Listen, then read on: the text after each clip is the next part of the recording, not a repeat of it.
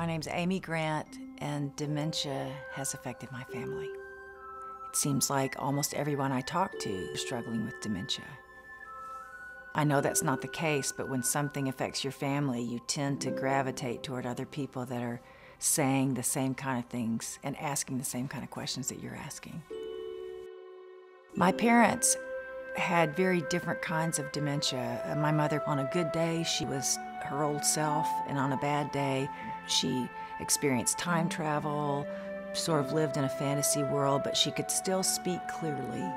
And no matter where her mind was, you could actually have a conversation with her. My father, his dementia affected his communication skills first. It was like being in a room with no windows and no door, and somebody had turned water on, and I just experienced it coming up around his ankles and his knees, and by the time we realized that this was not going backwards, he wasn't having good and bad days like my mom. My sisters and I said, "Dad, this water's gonna be over your head. We need to make a plan, and we need to make it now.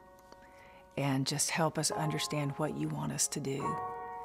And ultimately, with a loved one, you want to love and respect them and find a lifestyle that accomplishes that fits their need.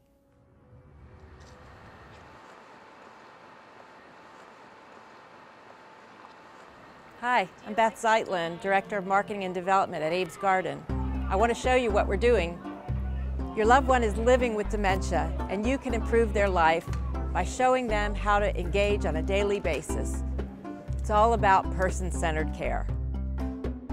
I see Abe's Garden as a gathering point, this massive umbrella under which people from all across the country can come together and say, "What have you learned? We tried this.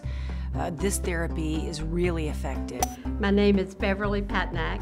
I'm the Director of Staff. One more time. My name is Beverly Patnack. I am the Director of Staff Training and Community Education at Abe's Garden. Perfect. And I've been doing this a long time.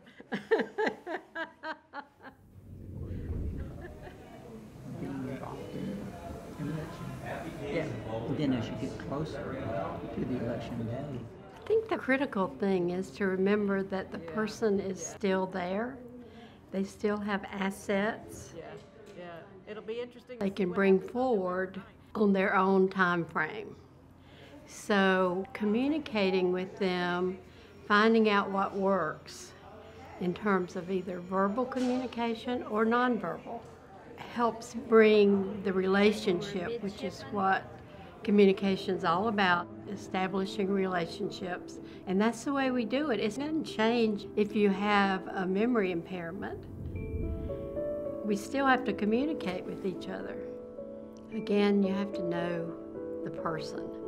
So we have residents that fall asleep while they're eating. But we know that they're going to wake up and finish eating. When a resident stands up and starts walking around, they may need to go to the restroom. If people start putting inedible objects in their mouth, like buttons or leaves or something, that they may be hungry. So you have to learn to interpret what the actions are. So they're communicating in nonverbal ways by using their body, and if they're slumped over like this, you know, maybe they want to lay down and rest for a little bit. If they're fidgeting, you know, maybe they need to go to the restroom. So you just have to get to know people and anticipate what they need. Somebody famous once said, "The eyes are the windows to the soul." If you're looking at somebody in the eye, they know you're paying attention to them. Have you ever been to a party and you're talking to somebody and they're looking to see if anybody better is coming in, more interesting? But if somebody's looking in your eyes, you know they're paying attention to you. And we also ask people to sit to the side, not directly in front, because sometimes that can be intimidating if you're just facing. So we ask people to angle a little bit. It seems to be less threatening. Miss Thomas, good morning. It's Shanita. With people with dementias, they're really able to only pay attention to one thing at a time. And we're having breakfast. So our training is to ask one question at a time, Well, how about let's just sit up and let's go get some coffee. not a series of questions like, what do you want to drink with dinner? Do you want iced tea, Coke, coffee, or milk? That's way too much. So you say, would you like to have something hot or cold for dinner? And if they say hot, would you like hot tea or coffee? Well, I'm not dressed or anything. Well, we can. We got plenty of time. They don't stop serving breakfast till about 9:30. What you want is for people to be successful. So if I want you, Bill, to put on your shirt, I don't say, Bill, get dressed. That's way too much, too vague. Bill, it's time to get dressed. Here's 2 shirts today. Would you like to wear your blue shirt or your green shirt? Okay, next, arms right up next to you. Okay. So communication is so critical to everything we do. Help them be successful. Help them think in simple terms so that they can say as much as possible what they want. Would you like some more cranberry juice? Keep it manageable. Want to try again? You know, one instruction at a time. And we're having breakfast. One choice, this or that. Like to see you. Keep it simple. Want to come join us? Holding hands is such an integral part of how we touch people. It's starting in grade school. You know, with our best friends, we hold hands. And that continues through our first love. Often when you see people walking down the aisles after they get married, they're holding hands. And so as we get older, holding hands is a way to communicate, you know, assurance, reassurance, squeezing somebody's hand. We're in this together. When you touch people, you can communicate lots of different things. If you touch somebody with kindness and gentleness, that comes through. Touch is even more powerful than words because sometimes you can smile, but your eyes are not smiling. But when you're touching, it's hard to disguise what you really are trying to say. So people who are not able to understand words also can understand that you're upset with them.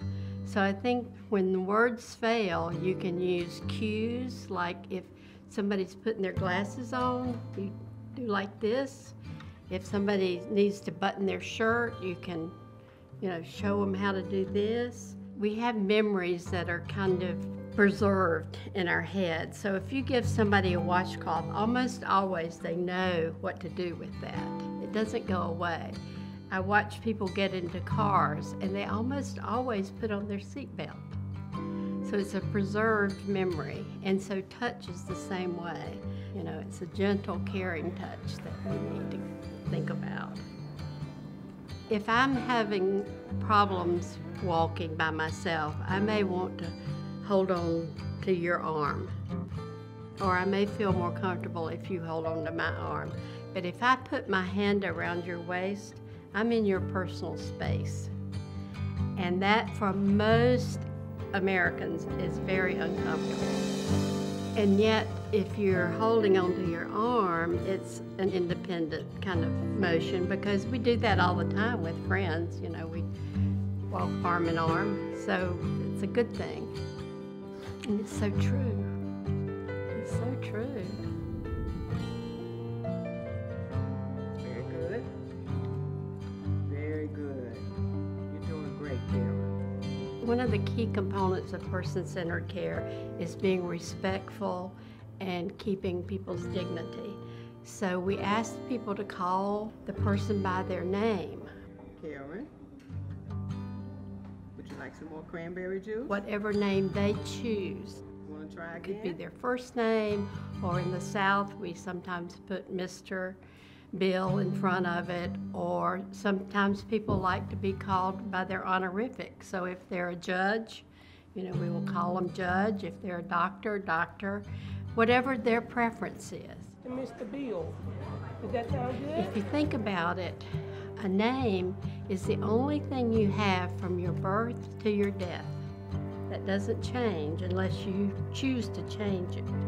And so as a care partner, I should not come up and call you honey, darling, sweetie. That's not your name. Your name is Mr. Bill or whatever your preference is. So I'm gonna step out, Miss Thomas, and then I come back in, okay? Okay. My family is all involved with Abe's Garden now because of our love for our dad and in memory of my mom.